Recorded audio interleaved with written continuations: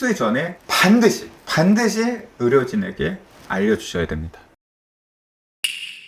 보톡스 시술 전, 후 주의사항. 보톡스는 굉장히 오래전부터 시술을 해왔던 거고, 오래전부터 지금까지 꾸준히 했다는 거는 그만큼 어떻게 보면 안정성이 입증이 되었다라는 시술이거든요. 네. 그리고 다운타임이 그렇게 긴 시술도 아니고, 그래서 시술 전후에 엄격하게 지켜야 되는 건 없습니다. 하지만 이것도 피부 시술이다 보니까 컨디션이 너무 떨어져 있는 상태, 피부가 건강하지 않은 상태, 이런 경우에 시술을 하게 되면 아무래도 뭐 부작용이 나타날 확률이 좀 높으니까 네. 그런 건 좀 조심해 주시고요. 시술 후에는 아까 말씀드렸던 것처럼 열에 약해요. 그렇기 때문에 시술 후에 너무 열에 노출되는 뭐 찜질방이나 사우나나 이런 쪽에 계속 노출이 된다면 우리가 기대했던 보톡스 효과보다 적게, 기간도 짧게 나타날 수 있으니까 그런 걸 좀 조심하면 좋을 것 같고, 뭐 술, 담배는 아무래도 주사 시술이니까 한동안은 좀 안 하시는 게 좋고요. 임산부한테는 절대로 금기입니다.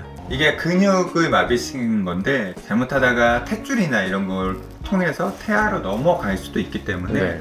만약에 임신 계획이 있거나 아니면 임신 가능성이 있으신 분들은 네. 시술 전에 반드시 의료진에게 알려주셔야 됩니다. 보톡스 시술을 받기 위해 가장 적합한 얼굴은 주름살이 많은 얼굴일까요? 보톡스는 해야 되는 사람과 안 해야 되는 사람이 뚜렷하게 구분이 되어 있지 않아요. 주름이 좀 많이 생기는 사람들은 그 주름을 완화시키기 위해서 맞을 수도 있고요. 아니면 주름이 하나도 없는 젊은 고객님들도 앞으로 주름이 안 생기게 예방하는 목적으로 할 수도 있고요. 근데 예를 들어서 너무 자주 맞거나 과용량을 맞다 보면 보톡스에는 내성이 생길 수 있거든요. 네. 내성이 생기면 앞으로 보톡스 효과를 기대하기가 어려울 수 있기 때문에 꼭 전문가와 상의를 해서 용법하고 기간을 정해서 시술하는 것을 추천드리고요. 그리고 그런 보톡스 내성이 이슈화되면서 최근에는 해외나 국내에서 내성이 적은 보톡스도 개발이 돼서 맞으실 수 있으니까 그거는 미리 시술 전에 원장님하고 상담을 받아서 네. 보톡스의 종류도 고르시면 안전하실 것 같아요.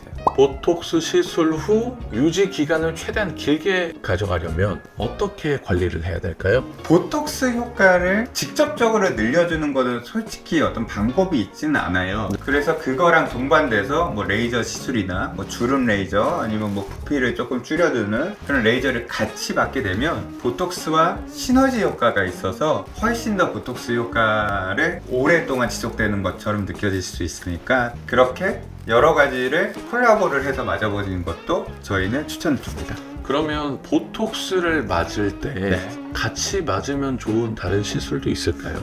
예를 들어서 부피를 줄여주고 싶다, 턱 근육이거나 네. 아니면 이렇게 이중턱이나 이런 쪽은 아무래도 주름보다는 사이즈의 문제잖아요. 네. 탄력에. 그런 경우에는 뭐 울세라나 인모드 같은 탄력 레이저를 같이 하게 되면 훨씬 더 시너지 효과가 있고요. 눈가 쪽에 이런 잔주름 같은 경우에 스킨 부스터, 뭐 네. 리쥬란이나 주베르 같은 주름에 도움이 될 만한 스킨 부스터를 같이 받게 되면 주름도 안 생기고 그리고 기존에 있었던 잔주름도 완화가 될 수 있어요. 그러니까 보톡스는 주름 자체를 없애주는 게 아니고 구겨지는 거를 방지를 해주는 거기 때문에 피부 자체에 있는 주름을 없애줄 수는 없거든요. 그러니까 그런 거를 같이 받게 되면 훨씬 더 만족도가 높아지실 겁니다. 오늘도 친절한 설명 감사드립니다. 네, 감사합니다.